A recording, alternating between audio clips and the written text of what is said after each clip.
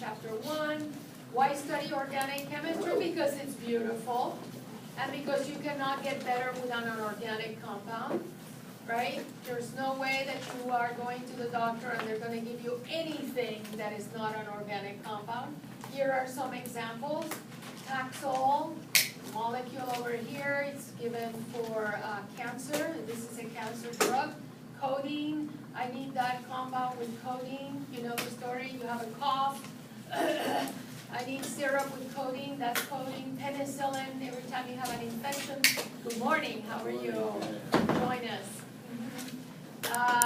So, needless to say, this is why we study organic chemistry. You will see that at the end of the semester, you will not be asked to draw any of these things. They're gigantically big. I don't think anybody can draw any of them. What we will do is identify the different sites and their reactivity. So don't let this destroy you. So we've done electronic structure, we've done p orbitals. I'll do more of this later. We know what isotopes are, yes or no? What are isotopes? Same element. So we start out with the same element. So isotopes have to be of the same elements. They cannot be of any other one. So isotopes are of the same element. Isotopes of the same element will have the same atomic number, and they would have a different mass number. So they have the same number of protons, the same number of electrons. The only difference is in the number of neutrons. And all of this is like review. And we did electronic configuration on Monday, and I'm not going to worry about this. This is what I was saying that many faculty do, the order of things.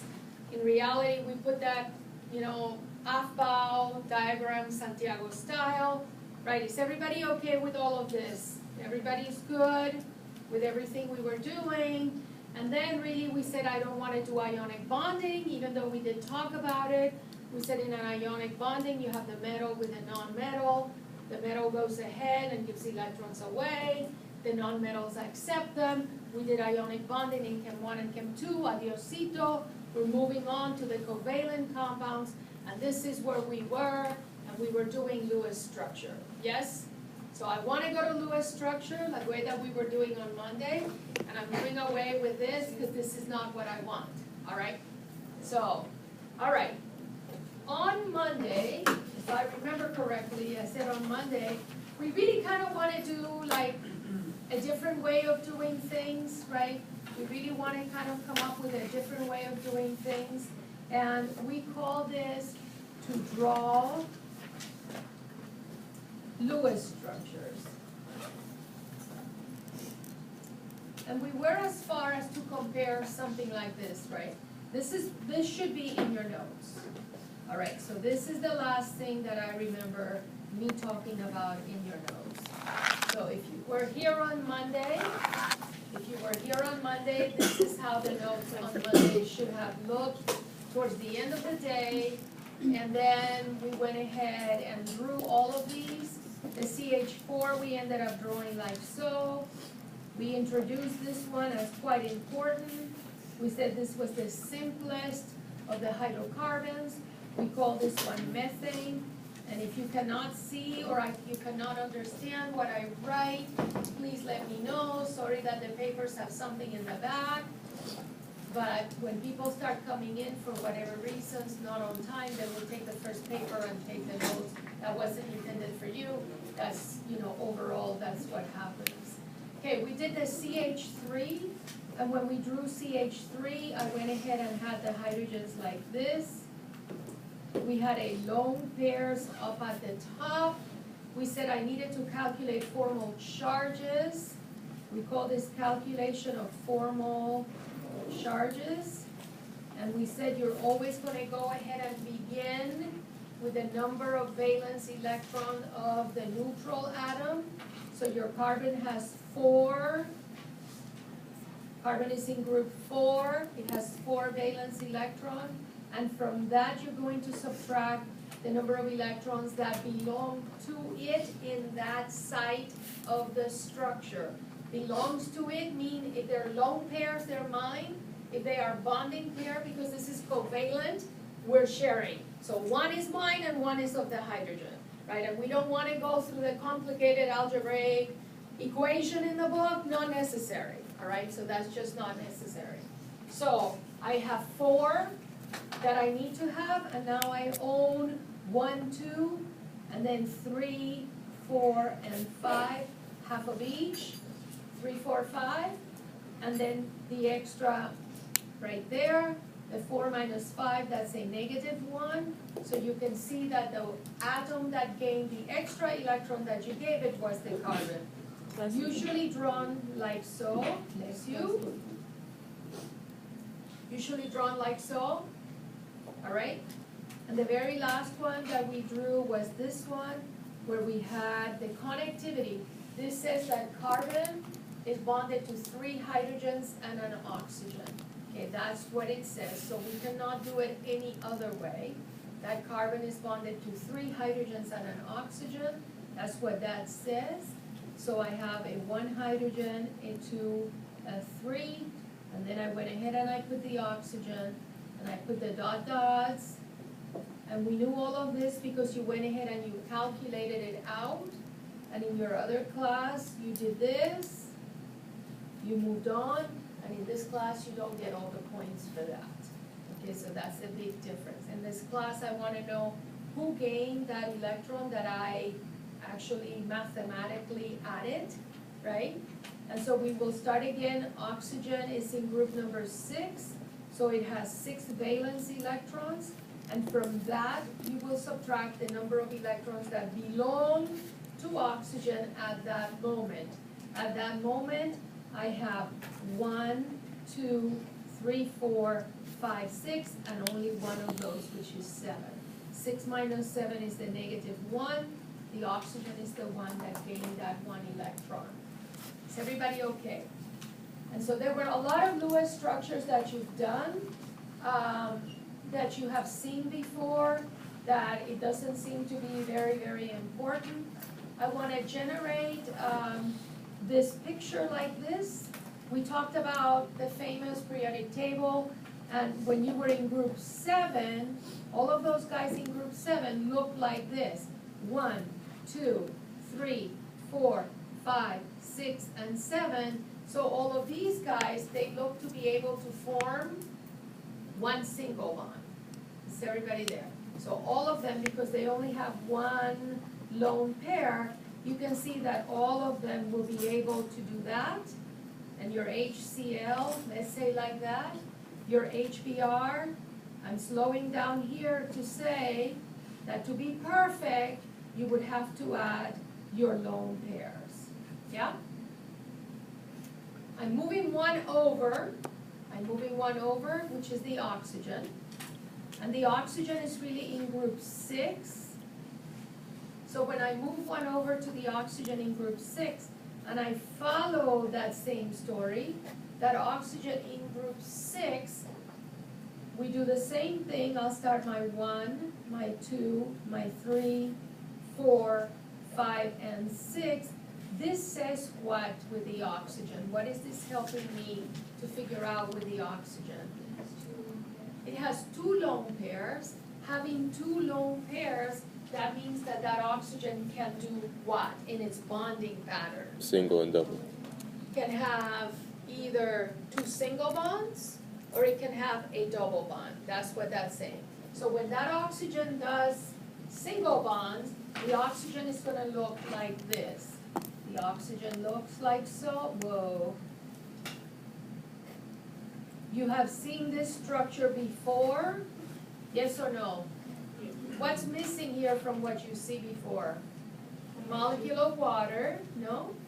The water molecule looked just like that when you put hydrogens at either end. So you're very familiar with this structure. I hope so. Yeah? All right. So since you're very familiar with this structure, I'm assuming that you know this. You know water. I did it already. That one doesn't count.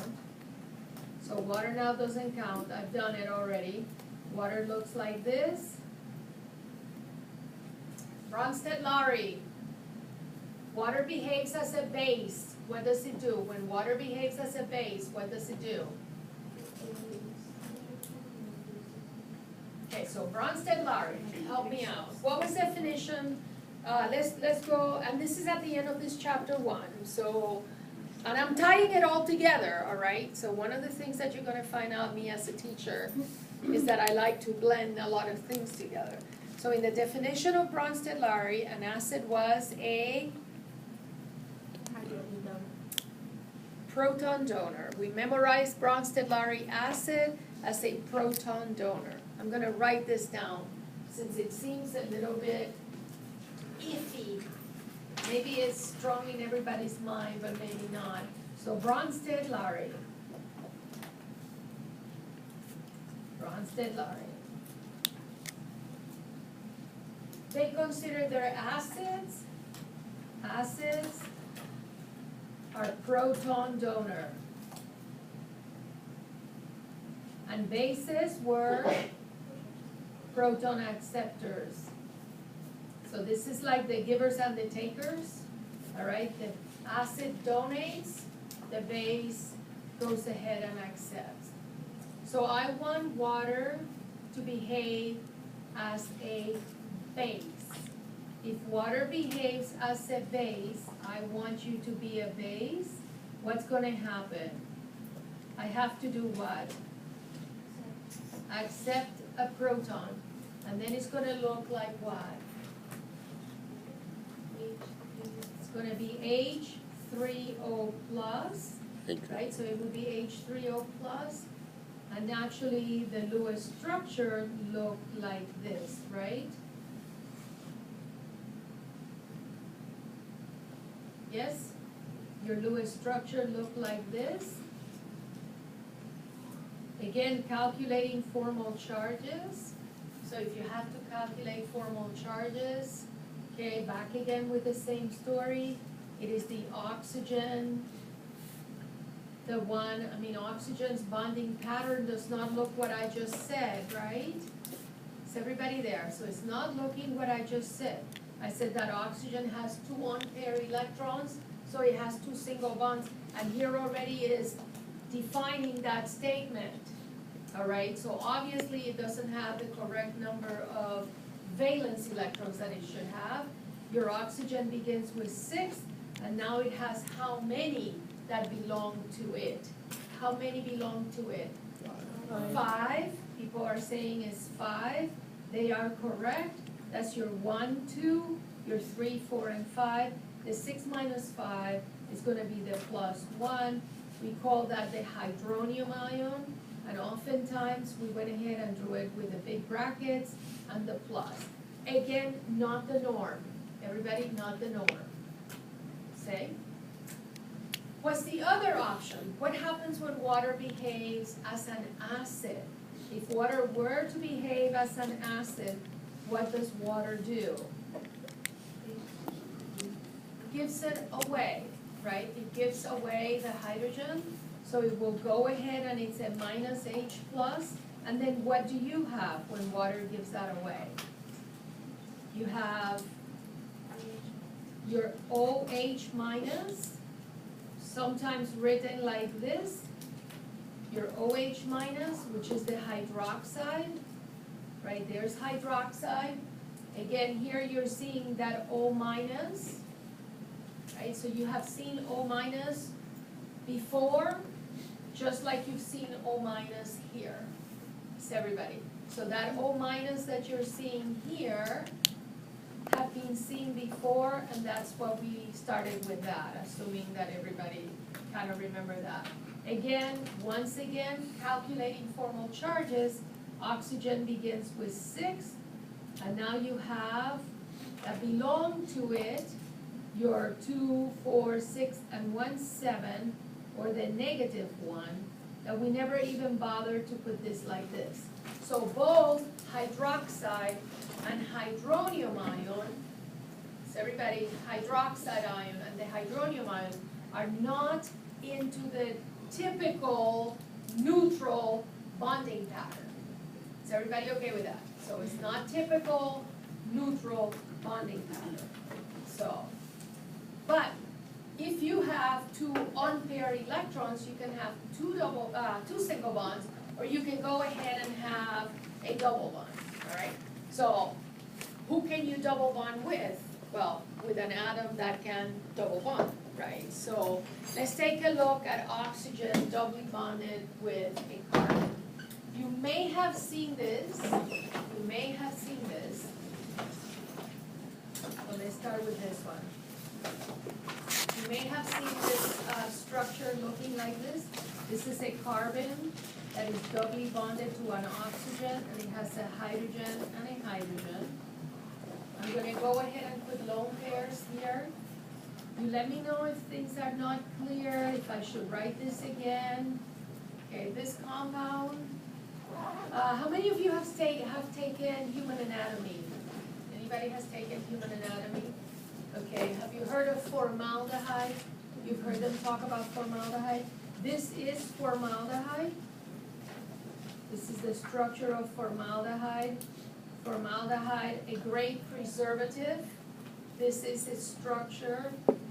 Formaldehyde is the simplest of the aldehydes. We're gonna learn functional groups very quickly, but I'm still interested in Lewis dot, okay? So I don't wanna talk about functional groups. Does carbon carry a charge? This is kind of like so simple. I just want to talk about it, all right? So I know that everybody, this is so simple. All we want to do is really talk about it. Does carbon have a formal charge? And everybody goes, no. How would you tell somebody that is just starting organic chemistry that carbon doesn't have a formal charge? How would you put this into words? Basically, since it makes 4 bonds, it fills its octet, so it doesn't have the need to attract or get rid of any atoms around it. Is everybody there? Carbon has a full octet. I will explain it a little bit differently with the story of formal charges. Carbon is in group 4. It should have 4 valence electrons, and that takes care of 2, 4, 6, 8. Half of 8 is 4. Carbon has its all 4 valence electron. No charge for carbon. Perfect. Okay? Perfect. The story with oxygen, the same way. Oxygen has this 8 electrons around it. It's got its basic 6 that belong to it. This is the perfect Lewis structure, right? Perfect. This is what you would have done. Chem 1, Chem 2, Chem 10, Chem 160, and then you get into Chem 3, okay? And we're gonna break the bond, all right? We're gonna go ahead and break the bond. So I can do 1 or 2 ways. I can go ahead and do it like this, and I have the right to destroy every molecule. Is everybody there? I'm gonna have the right, so can you, okay? You have that power. So I'm gonna go ahead and say that I'm gonna break that double bond, and I'm gonna give the electrons to oxygen, and you're gonna calculate formal charges. And do you have the same total number of electrons? So it's really important that you keep track of the total number of electrons that you have in formaldehyde. What is the total number of electrons that you have here in formaldehyde? Total. Remember what we said, well, wait, stop. Let's do it this way. So I said this, could you come up with a molecular formula? Let's start there. Let's draw the molecular formula for formaldehyde. What is the molecular formula for formaldehyde? Carbon starts it always. CH2. So carbon starts, very good. Carbon starts, follows by hydrogen. Oxygen would be last. So this is the molecular formula for formaldehyde. From that molecular formula of formaldehyde, you would be able to calculate the total number of electrons, right? So 4 from carbon, 2 from hydrogen is 6, and 6 more. There should be a total of 12 electrons around the molecule. Do we have 12? 2, 4, 6, 8, 10, 12. Do you have 12 here? Count. You're going to have to check. You always count. Do you have 12? All right, 2, 4, 6, 8, 10, 12. You are good. Now you calculate formal charges. So go ahead and calculate formal charges. What are they? Does the carbon have a formal charge? Yeah. What is it? Plus. Is everybody seeing a plus? Not everybody. Carbon begins with 4.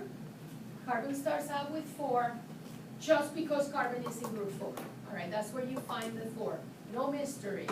And now carbon around it has only 1, 2, 3 So 4 minus 3, the carbon has a +1 charge.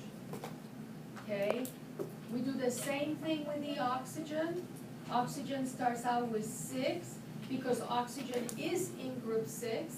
And now oxygen has 1, 2, 3, 4, 5, 6, 7. 6 minus 7 is a -1. Excellent, because overall is still 0. Okay, like there was no charge here, so overall is 0. So Lewis said, we're not gonna waste your time, I'm gonna come up with that. But in this class, we have to find the site where chemistry is gonna take place. And if it's like this, maybe there's no site. When I break that pi bond in a way, I have it in a position that will work better, okay? Is that the only way that I can break that pi bond? Is there another way that I could have broken that pi bond? I think so. Let's take a look at this option, right? Take a look at this option. Could I have not done it like this? Could I not have given that I had 2 electrons to begin with, right? The oxygen had 2 lone pairs. And all I did with that pi bond is I gave the lone pairs to the oxygen, took it away from the carbon. What if I give it to the carbon and not to the oxygen? Could you calculate formal charges? Go. Let's see if we all agree. Go, let's see if we all agree.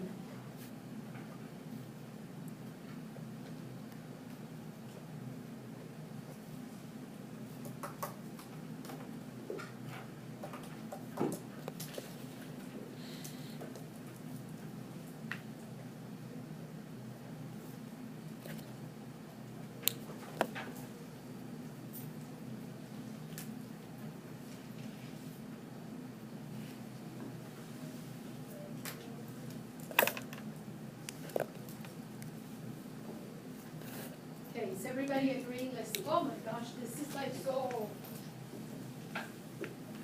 Is that better? Okay, you tell me. Did you come up that the carbon is a -1? And the oxygen is a +1? Yes? All right. So, here's a crazy story in organic chemistry. Organic chemistry wants you to start, the beginning of the class, we want you to think differently than the way you were thinking before you got here. So before you got here, you follow all the rules according to Lewis. And if you follow all the rules according to Lewis, they were what? What were the rules that you followed in your Chem 1 to draw Lewis structure? There were rules. And the rules was what? That every atom had to have a full octet. Do you remember that? That was the rules. Every atom had to have a full octet. And so when you drew your formaldehyde like that, you followed all the rules, life was good, okay? We're not following those rules. These are the 2 structures I'm going to give you, all right? And the 2 structures that I'm going to give you are not good, according to Lewis. They're not correct. Because in structure number 1, this one is going to be called structure number 1, and this is going to be called structure number 2. According to what you just said to me, in structure number 1, the carbon does not have a full octet, so it's not following the rules according to Lewis. And structure number 2, the oxygen does not have a full octet. So neither one of these drawings you did in your other class. Is everybody okay? That's the beginning. In this class, we want to say, well, these are the 2 structures that I'm going to give you. And of these 2 structures that I'm going to give you, obviously they're not equal because one of them has a more electronegative atom deficient of an electron. Is everybody there? Does anybody know what is the electronegativity little table? I'm trying to find it here. I thought I saw it and now I can't find it. Here's my electronegativity table. Hold on a second. That doesn't exist. It's not there. All right, take a look at the electronegativity table. So I don't know if you remember, you don't have to memorize these numbers because they're going to be on the test for you because I'm not going to memorize them either. But I do memorize them, how's that? I do know that fluorine is the most electronegative atom, and it's got an electronegativity of 4. And then the trends is what you need to know. Electronegativity is going to increase this way, but again, I don't even care about these guys. So I don't even know why they're there, because that's not my periodic table. Is everybody there? My periodic table, okay, I'm destroying the book here, or this thing here. So I'm destroying their periodic table because this is not what I'm interested in. I don't care about you, none of you. You don't exist. You do not exist. My periodic table in this class looks like this. They don't exist for me. Actually, you don't even exist right now. This is why you, if you like control, somebody said that I love control. I didn't believe you. Believe them. But now I can tell you, if you like control, you must teach. It's really nice to go ahead and take somebody's work and go ahead and put all black around their paper. All right, so take a look at our electronegativity.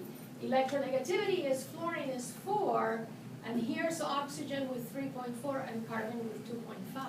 There's no way that carbon can take away that pair of electrons. So if we are in a tug of war for the pi bond, if we are here fighting for that pi bond, that we'll talk about pi bonds in chapter 2, but if we're fighting for it, I'm going to be on the oxygen side. So in this class, structure 1 is going to be called the major resonance contributor, and the other guy is going to be called the minor. We'll talk about resonance again now. I'm just creating a little side. Major resonance contributor. All right, so major and minor. And the only criteria for this, is everybody, the only criteria for this was based solely in where we gave the pair of electrons to. The more electronegative one will go ahead and win. I want to show you the bonding patterns. I started to say bonding patterns. Remember how we started over here with oxygen having those 2? And then we say oxygen could have 2 single bonds, or oxygen could have the double bond, right? I do love this PowerPoint slide, so switch you back. I hope I don't drive you crazy. You know, I hope I will not drive you crazy. I do love this one. Let's see if we can fill it ourselves. When I'm done, I'll say, oh, this is slide number 12. Where do you find the PowerPoints? Not that you have to print them. Where will you find them? Canvas. Canvas, where? Files. Files, and then? PowerPoint. Ha, how clever was she? So Canvas, under PowerPoints you will find, and they say chapter 1. How clever is that, right? Okay, so let's take a look. So carbon, we said, has 4 valence electron. If I have 4 valence electron, I'll be able to have how many bonds? 4 bonds, okay? So carbon will be able to have 4 bonds. When carbon has 4 bonds, carbon will have how many lone pairs? None. Okay, 0. Carbon will have no. How can you make 4 bonds? Baseball time. I'm going to the Giants on the 28th. I traded 4 seats for 2, but I went from way up high to down below. So that's okay. All right, so here we go. You can have 4 singles, right? So carbon can do 4 singles. Carbon can do 2 doubles. You're drawing on Monday. So carbon can do 4 singles. Carbon can do, did you say 4 doubles? No. Did I say that? I hope not. Okay, I didn't say that. All right, so carbon can do 4 singles, or carbon can do 1 double and 2 singles. Okay. Carbon can do a triple and a single, total of 4, or carbon can do 2 doubles. Don't worry about it, we're drawing on Monday. All right, so if this doesn't make any sense, do not worry about it. You'll be building molecules and drawing on Monday. All right? So, no lone pairs. Carbon has no lone pair. Normal, right? Normal. Remember how we started today? Lady, talk about you wanting to drive us insane, right? Here we go. lady, we call that normal. We call that normal. That's gone. When carbon has a lone pair, carbon now is not a molecule, carbon will be an ion.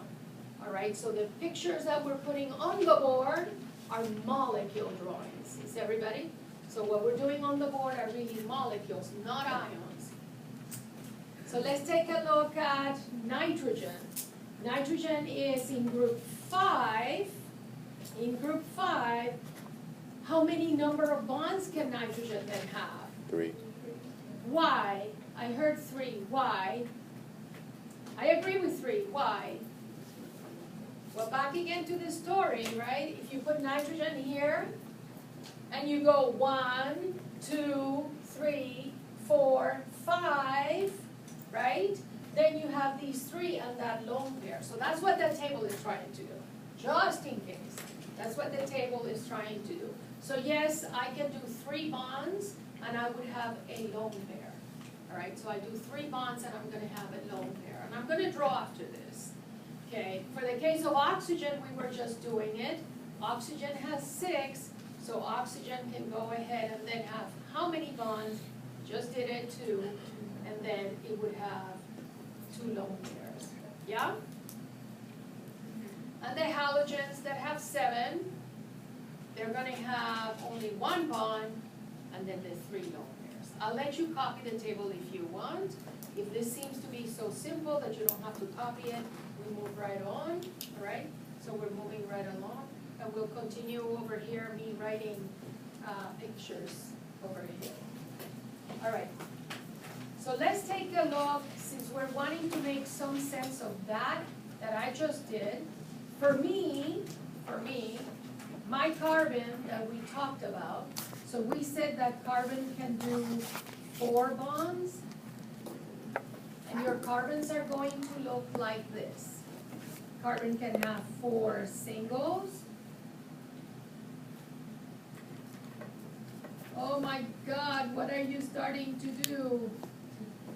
All right, maybe we can just right now be making it more simple and just give them as straight lines. So carbon can have 4 single. Carbons can have a double bond and 2 singles. Carbon can do a triple bond and a single. Or carbon can do 2 doubles. Did you see how I've drawn these guys? We want them drawn like this. The only exception might be this one. This one we should be able to draw them like that for now, okay? So we don't have to do wedges and dashes till we come here on Monday. So you may want to bring this to class on Monday. Okay, so 4 bonds. Then we went to nitrogen, and nitrogen can do 3 bonds. So we look at nitrogen looking like this. Nitrogen can do 1, 2, 3, and the lone pairs. Or nitrogen can do a double and a single, and it looks like this. And nitrogen can do a triple, and it would look like this.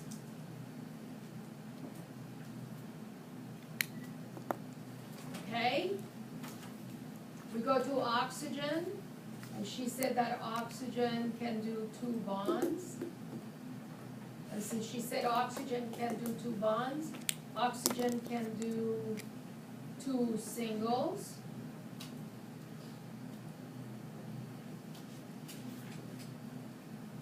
Or oxygen can do a double, and looks like that.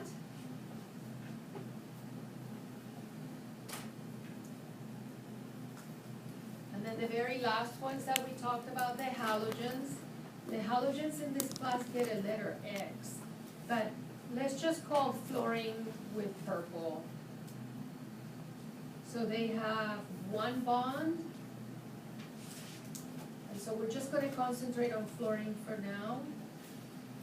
and we have the lone pairs. And my very last one, of course, which is gonna go pink, which is my hydrogen, that can also have one bond, and it looks like this.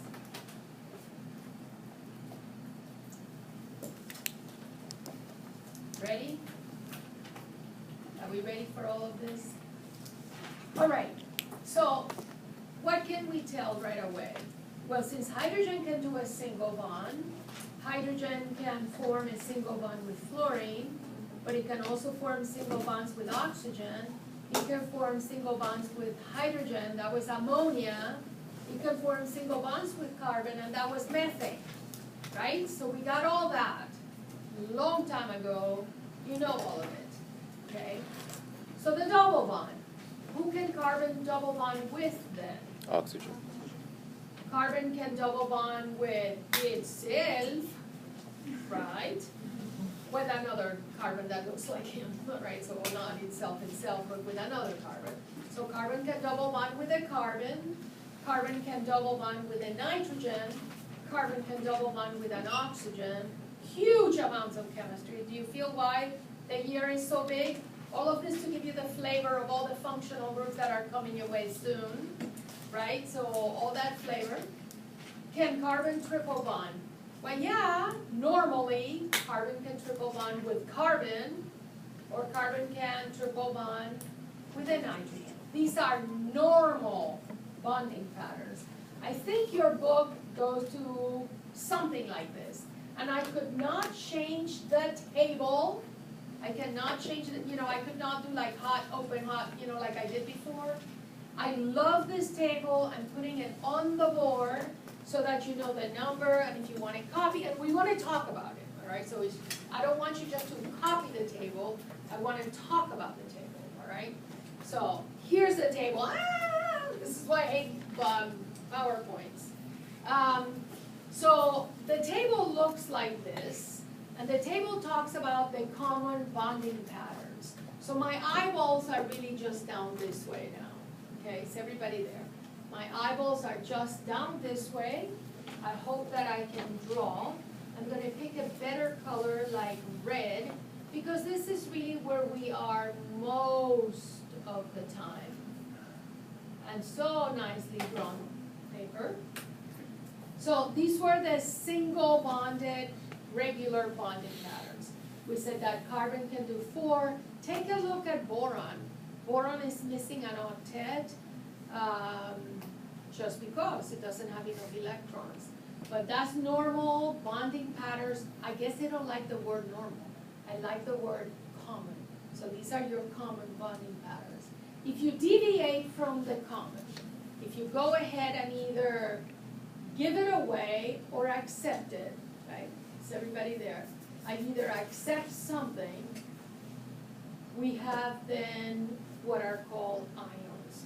When the carbon ends up with a plus, it's called a carbocation, and we have oodles and oodles of chemistry with carbon with a carbocation. A carbon with a carbocation is a carbon that has space for you to bring in something, right? Is everybody there? When I have a carbon that is deficient of electrons, anybody that is rich in electrons can come in and satisfy that emptiness, right? Everybody there? I mean, I have nothing, you have a pair of electrons, I have the site, we can put them there. Who was, wait a minute. Who was Pauli? Pauli Anybody exclusion. know Pauli? Pauli exclusion. What did he say? Who was he? I mean, he was Pauli all my life until I came to the US, and then he was Pauli. Pauli. What did he say? Pauli. It's called the Pauli exclusion principle. What was that all about? Can't hold a max of 2 You electrons. can't have two electrons in the same place at the same time for 2 different atoms, or something like that. You can't have like 2 electrons. You can hold a max of 2. And where are they going? I mean, everybody's talking like they know everything, but where are they going? What is it where they go? So the gentleman Pauli said, hey, listen, in one orbital, and what is an orbital?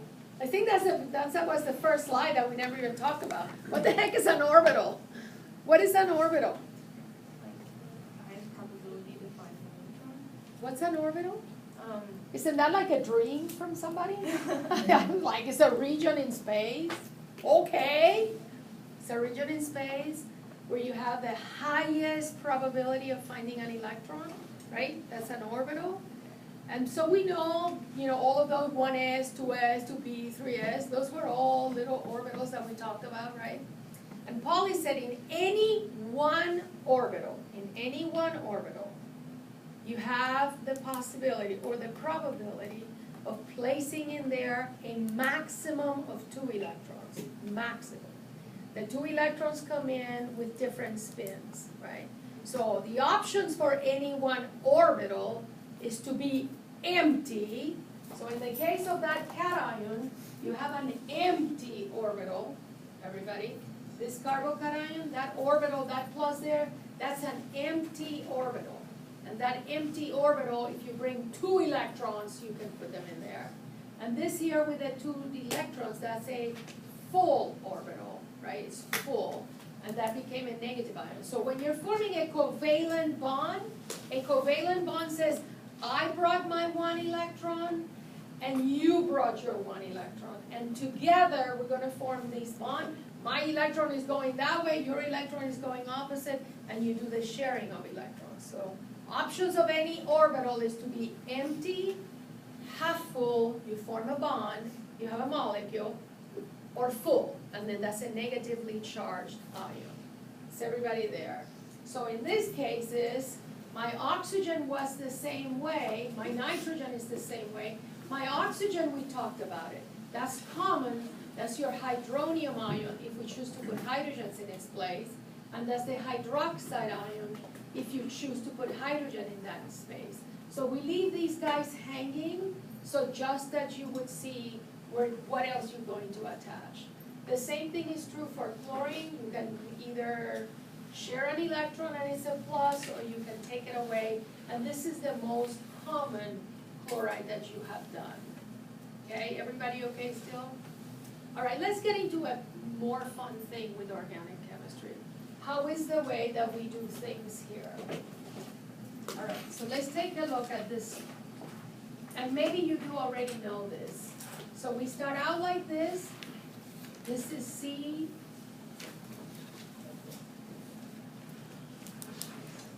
So let's put that one down like that.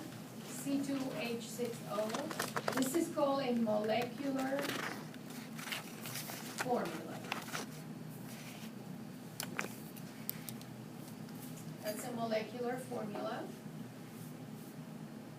And in this molecular formula, all we know is that you're going to have 2 atoms of carbon, you're going to have 6 atoms of oxygen, and you have an atom of oxygen. You don't know how they're attached. Okay, is everybody there? You do not know how they're attached. If I go ahead and I draw it like this, this is called a condensed formula.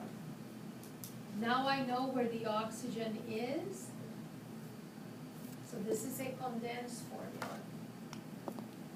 Can we draw this? Let's draw a Lewis structure of this. And we're following that connectivity.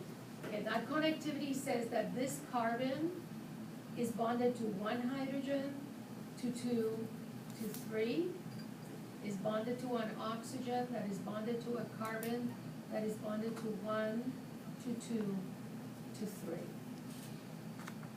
If this was a Lewis structure, what is missing? The lone pair. So Lewis says that. Without the lone pairs, that was called a structural formula. Okay, so this is called structural formula. Yes? So you said without the lone pairs, it's called structure? Yeah. Yeah, usually we don't draw the lone pairs in structural. For this first exam, we need to draw lone pairs because we're learning. As we get through, we don't.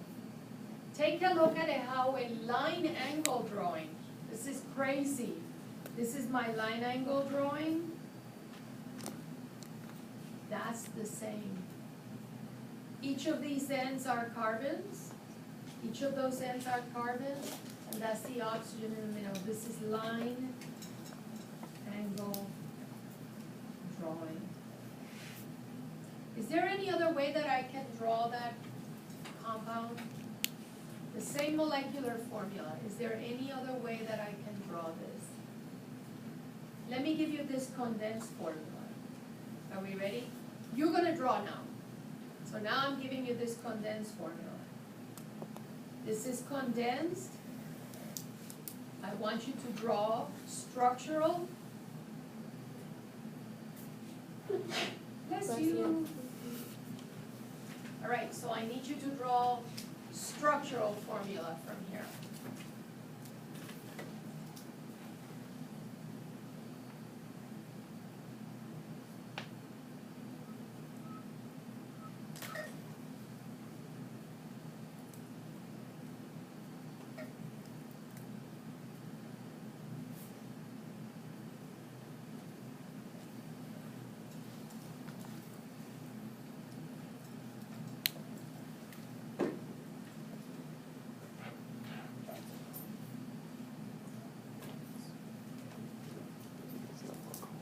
Ethan. Can people draw? Good job. Did I see a plus? No, no.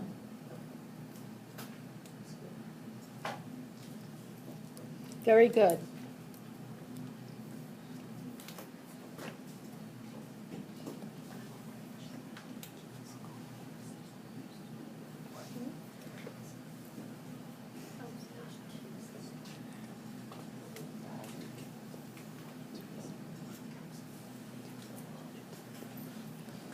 All right, so as I walked around, the majority of you did an amazing job.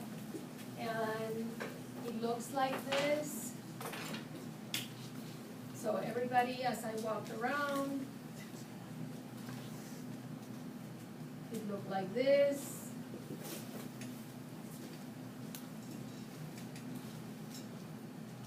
That looks great. So everybody wrote that like that. Some of you put your lone pairs or not. Let's go ahead and put the lone pairs for now. If you're drawing, this is structural formula. Lewis really includes the lone pairs. We're doing them for now. We get sloppy towards the end. Well, not even towards the end, but towards the middle of the semester, we start getting really sloppy. Can we draw this in line angle? Let's see if we can draw this in line angle. I'm gonna start drawing with the oxygen because it's crazy. In line angle, that would look like that, and they leave the oxygen hanging. Looks terrible.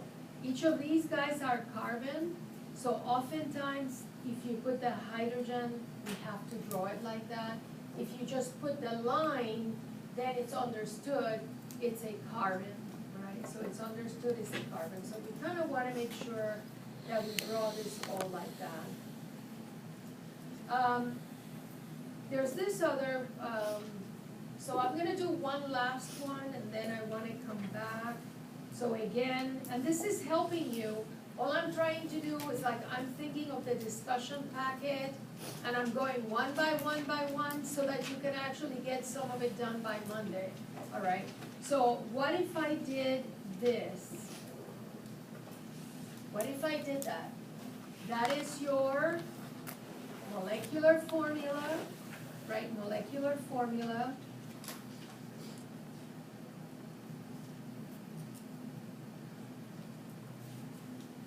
And so what we want to do, you know, and again, is just helping out so that you have some information so that you can really work on the discussion packet.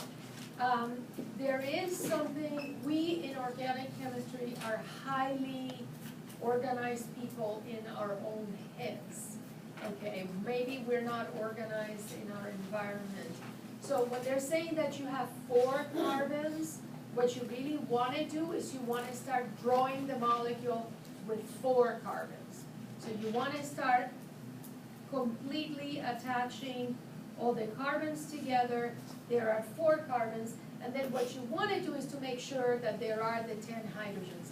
I'm not even gonna draw them because it gets really messy. But I'm gonna go ahead and count the lines.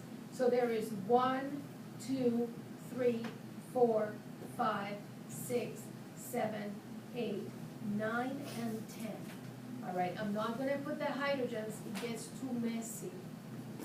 Once you have put 4 together, then the mentality is that then you'll remove 1 and then do 3 and have 1 extra.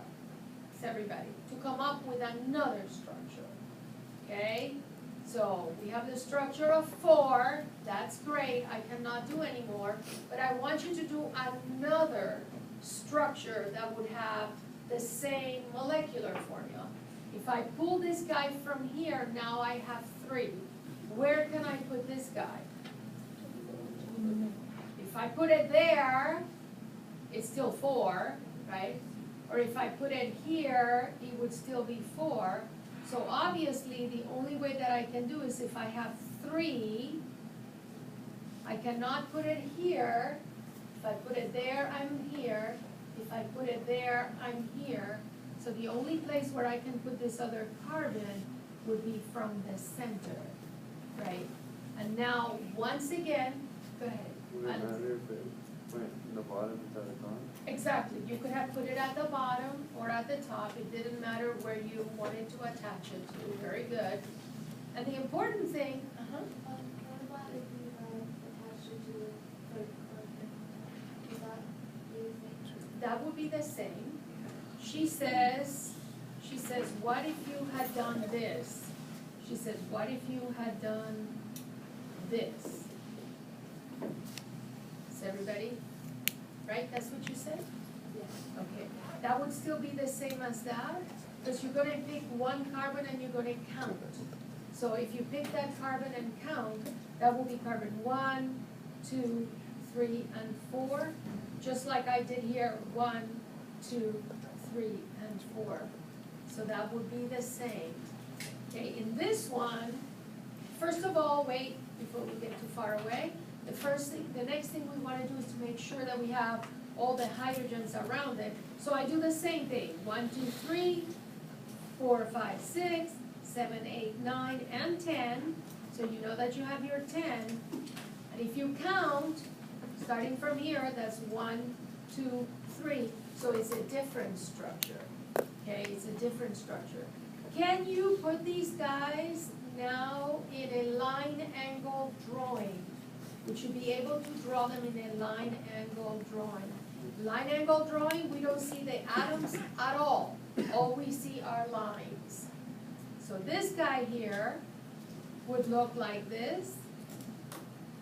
But you see, we don't see anything. We do see the 1, 2, 3, 4. All I see are my carbons, not even. I'm gonna have the little polka dots. There's 1, 2, 3, 4. You don't even have to do polka dots, by the way. That they don't do that in an organic chemistry book. And this one, how would we draw it? I will draw 1, 2, 3, like that. So 1, 2, 3. And they are a little bit anal about where that other carbon is gonna go. They always want it to go with the peak of the line. They don't want it to go inside, they want it to go up. So if you have they don't want it to go inside the little teepee. They want it to go up at the top. They don't want to go in here. This is what I'm saying. This is not an acceptable drawing. How's that? I want to go pencil so I can erase it. Who took my pencil already? Okay, so you don't want to draw this. They don't like that.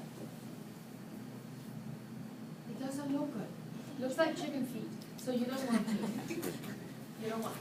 All right, so that's the second thing of the discussion.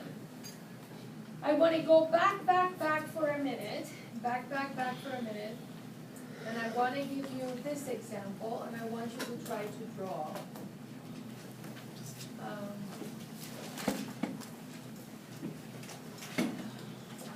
And this example looks like this. What if I say draw Lewis structures?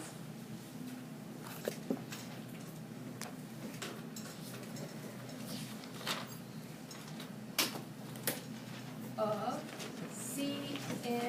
O. So draw the structure of CNO.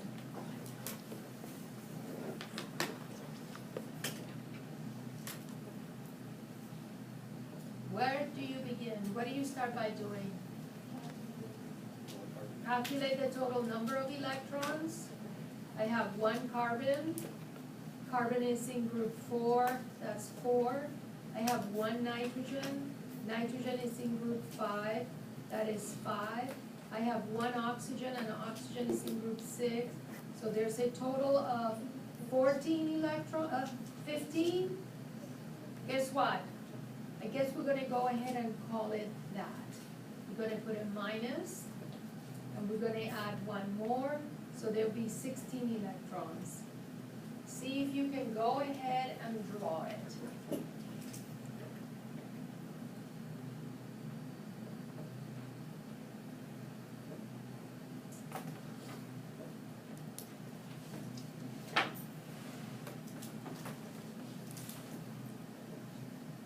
Who's gonna be the central atom, I guess I would say? They're telling me nitrogen? Yeah? They're telling nitrogen. Someone in the back is saying no. Who holds the most bonds? What element holds the most bonds? Carbon. Carbon. So I would make carbon be that one. So put carbon in the center. Put carbon in the center.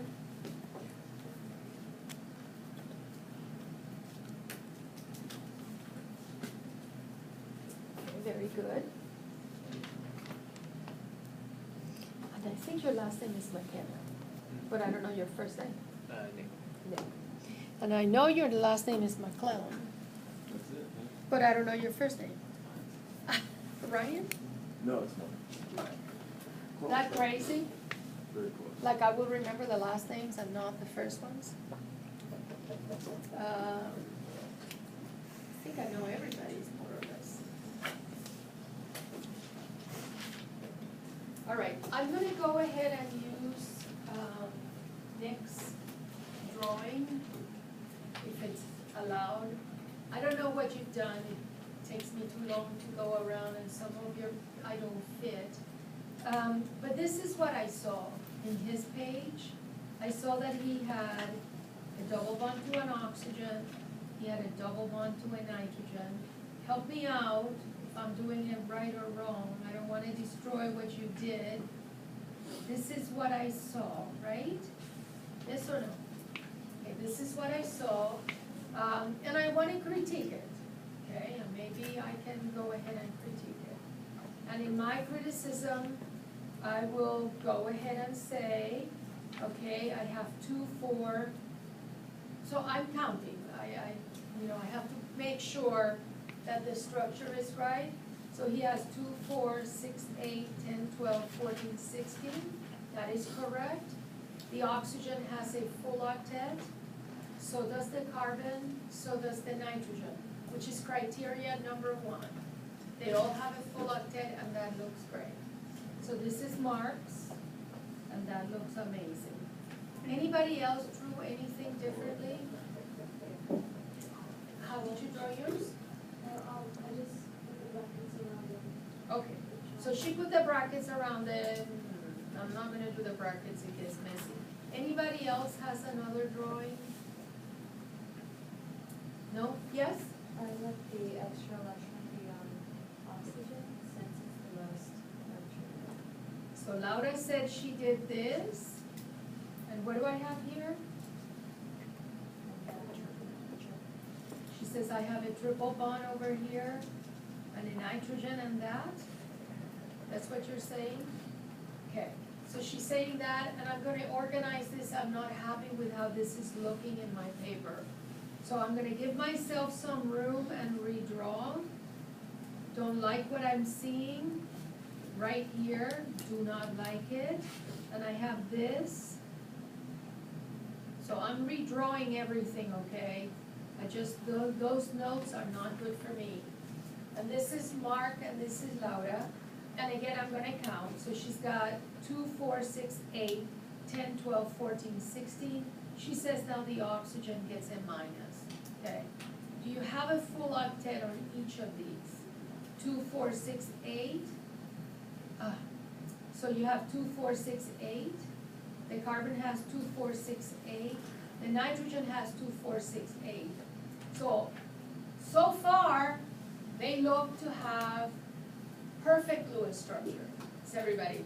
So again, in your other class, Mark would have gotten all the points. Laura would have gotten all the points, right? Everybody there? In this class, we're calling these two resonance forms. So we put double-headed arrows. We call them resonance forms. And my question to you here, is there one that is a major resonance contributor or minor? So the question here is major or minor? Major or minor? So, if you tell me that you have a full octet, I'm gonna tell you that that's just not good enough, because they all have a full octet, right? So in the example before, they didn't have a full octet, now they don't.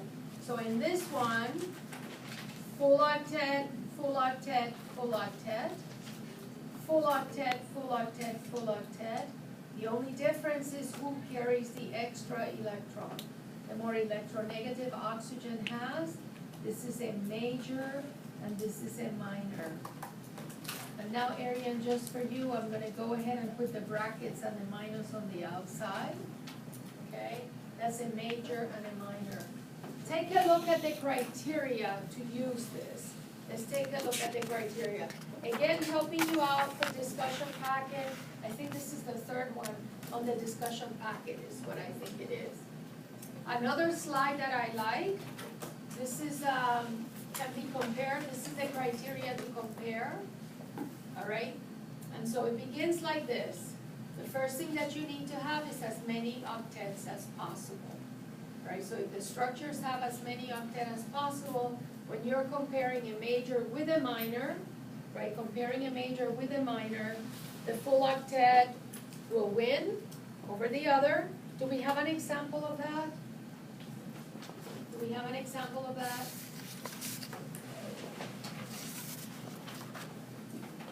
If you were to compare these two, hang on, I'm gonna.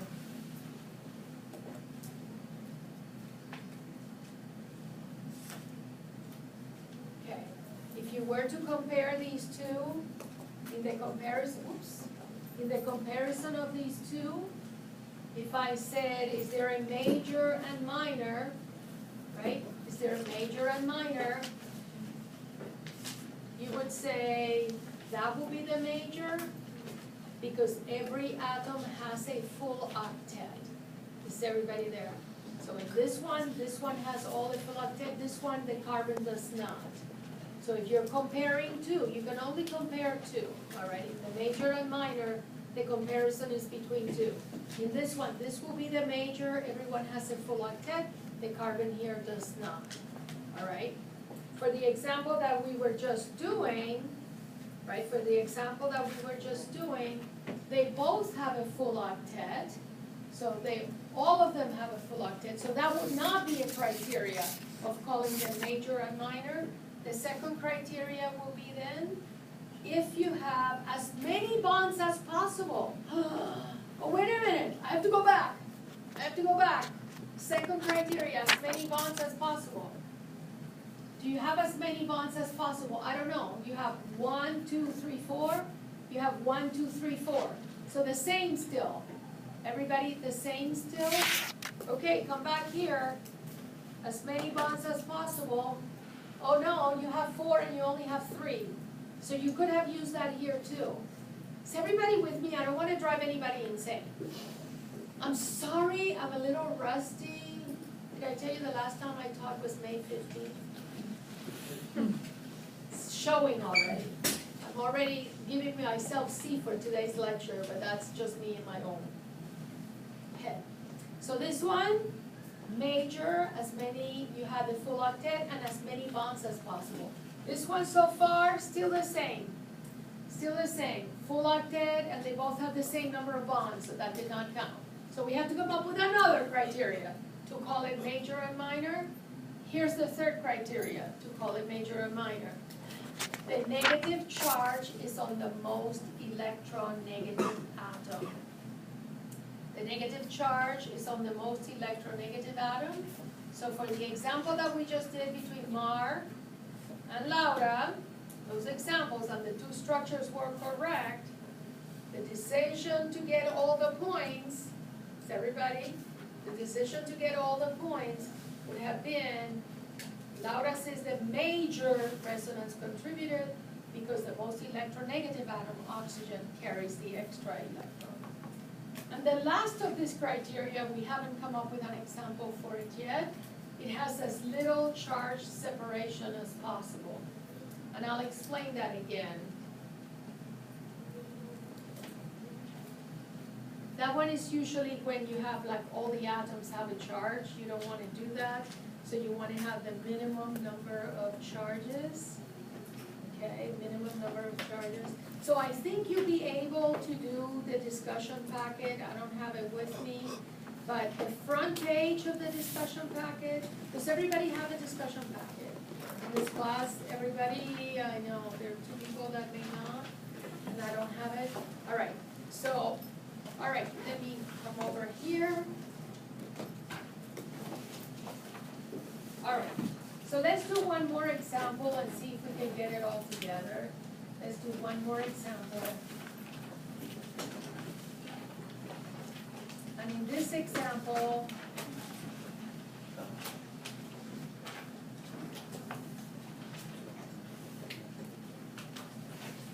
would you be able to attach them together? Could you attach them together?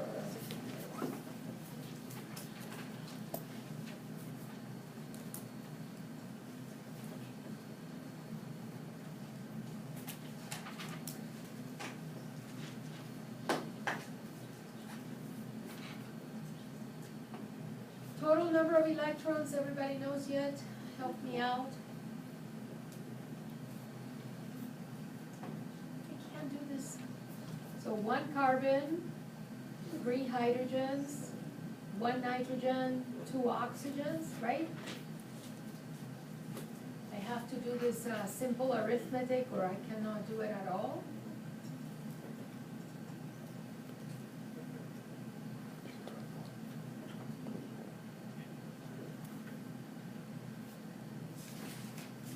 This is 24, 24, all right. So let me help you out. Let me say that I'm not going to make these like that. See if you can put lone pairs. And I think this is another one, the last of the discussion packet looks like that. What are you gonna do here? Add lone pairs, add bonds. Add lone pairs, add bonds. So I will give you the framework.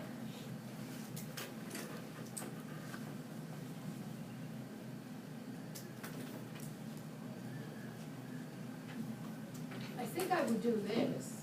I don't know about you guys, but I think I'm gonna do this, right? Wouldn't you do that?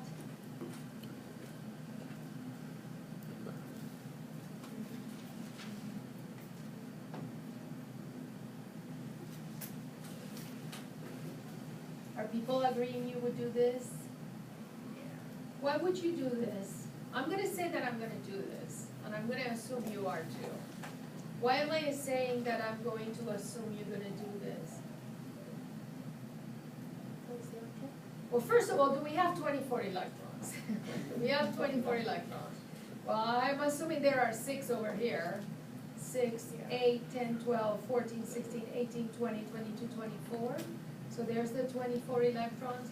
And the reason why I'm saying I'm assuming you're gonna do this is because this is the typical common bonding patterns. The oxygen has 2 single bonds. The oxygen can have a double bond in its lone pair, and the nitrogen can do a double and a single. I don't know if you remember, but this was the beginning of this crazy part of the class, that I could have the nitrogen with a double and a single, or I could have the oxygen with 2 singles and a double. That's why I said I can do that, all right?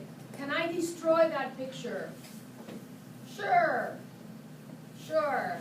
Take a look at how I can destroy that picture, right? What if I did this? Maybe I'm running out of time, but organic chemists, we are known for pushing electrons. That's the claim to fame of organic chemists. We push electrons. And if I do this, they go in curved arrows. What do you have if I do this? Can you draw here what has happened if I do it like that? I know I'm running out of time, so I'm gonna leave the lone pairs the way they were. Okay, leaving the lone pairs the way they were to begin with. And now what's gonna happen? Now the double bond is gonna be here.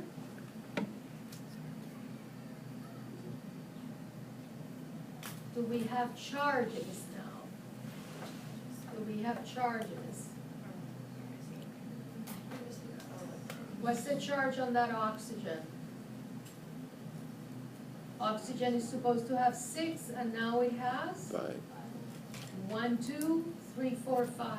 Go ahead. We're just missing a pair of the last Oh, yeah. She goes, wait a minute. Thank you. Thank you. She goes, you're missing a lone pair. Thanks. Thank you. Okay, so 6 minus 5, this will be a plus 1, and then this one will be 6 minus 7, which is a negative 1. Still 0, right? It's still 0, still 0. Obviously, we know which one is the major and which one is the minor, right? So everybody, we know which one is the major and which one is the minor. For sure, this is the major. That's the minor. Oh my gosh, but what are we gonna say? The oxygen here is a plus, the oxygen here is a minus. So we don't do a whole lot of this, but the most stable of them, right, would be the one that would have less charge separation. That's the last example that I wanted to show. This one you have no charges. There's no charges. This charge separation. Okay, do you guys have any questions of me? Alrighty, guess what? We're done for today. I don't see you till Monday. This is why we have mastering chemistry. Go ahead. Is the discussion packet, the first discussion due next Monday? Not all